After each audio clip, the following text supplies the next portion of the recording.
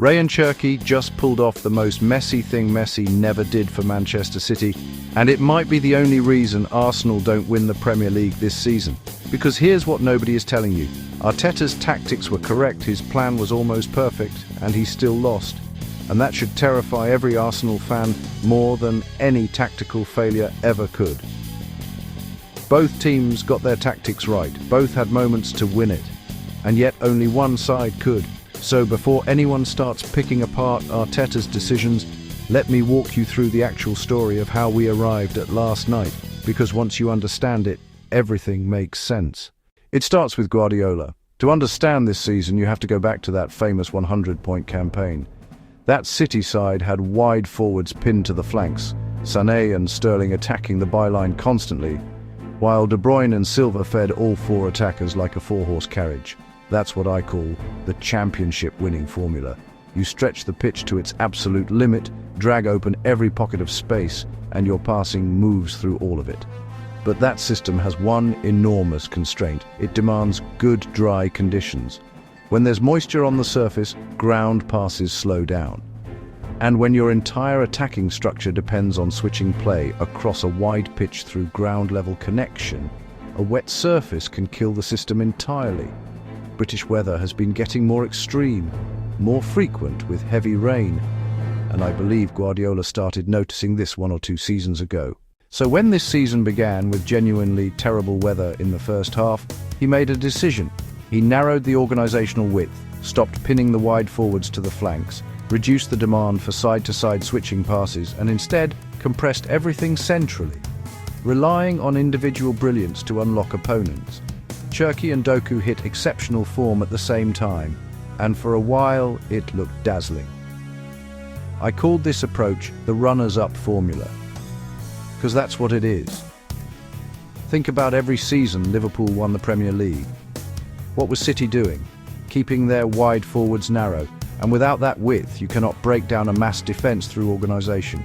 You can only try individual skill, and individual skill doesn't last. Form dips. Sure enough, around February, City's players dipped, and Arsenal pulled the gap wider. Meanwhile, Arsenal had been running the championship-winning formula consistently. Wide forwards on the flanks, controlling possession, extending the lead. That's how the gap opened up. Then two things happened simultaneously. City were knocked out of the Champions League. Blessing in disguise, suddenly their players got fresher and fresher, and Arsenal kept advancing in Europe, the injury list kept growing, and fatigue set in. The weather cleared in March and April, the pitch dried out, and Guardiola immediately reverted to the championship-winning formula. Both wide forwards back on the flanks, and just like that, full rampage mode. The prediction I made at the start of the season was validated. It was correct. Now Arteta saw this coming. After the League Cup final, where Arsenal tried sitting deep and were completely overrun, he spent every subsequent match experimenting. How do you go to the Etihad, depleted and fatigued, and come away with something? He tried a deep defensive shape against Bournemouth. Couldn't hold it. Lost. That told him everything he needed to know. These players physically cannot execute a compact low block anymore. So he landed on the final mode approach. Slow the game down, compete for possession, keep the tempo controlled, not frantic pressing, not sitting deep. Simply knock the ball around and kill time.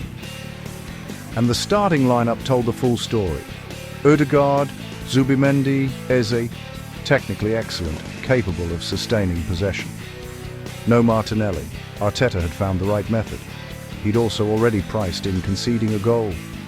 The fatigue was real, the legs were gone, and City were always going to find that pocket behind the defensive line eventually. He budgeted for it.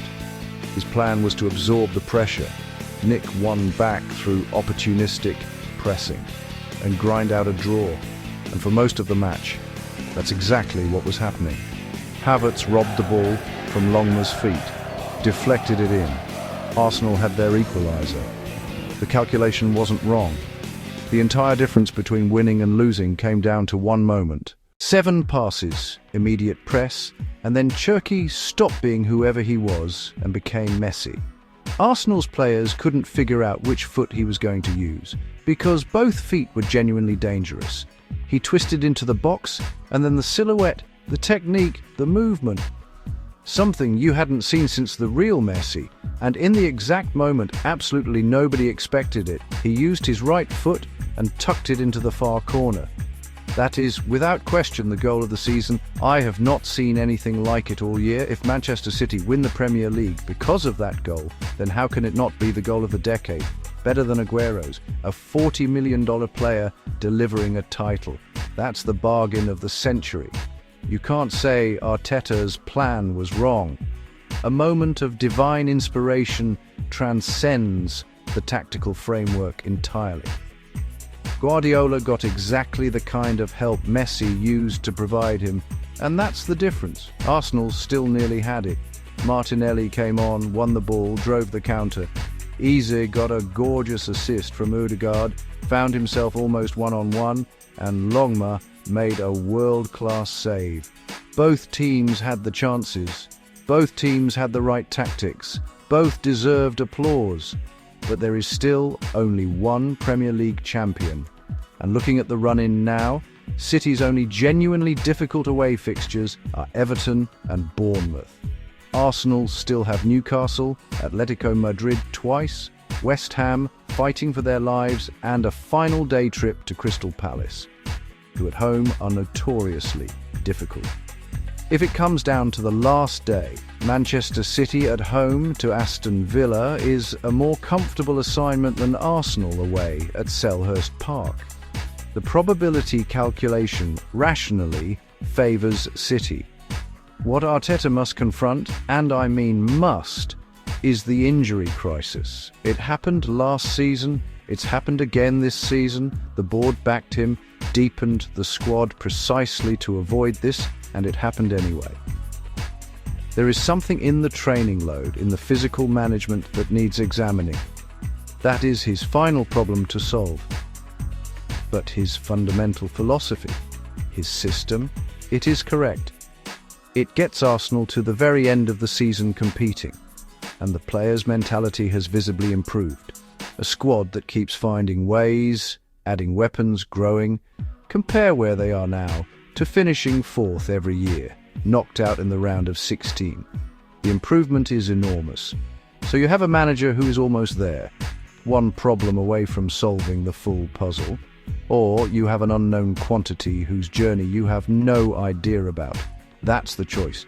All I'm telling you is, if you sack the one who is almost there, I've got nothing more to say. If you found this breakdown useful and you enjoy this kind of in-depth analysis, a like and a subscribe goes a long way in keeping this channel going and motivating me to keep producing more. Drop a comment below too. I read every single one. See you in the next one.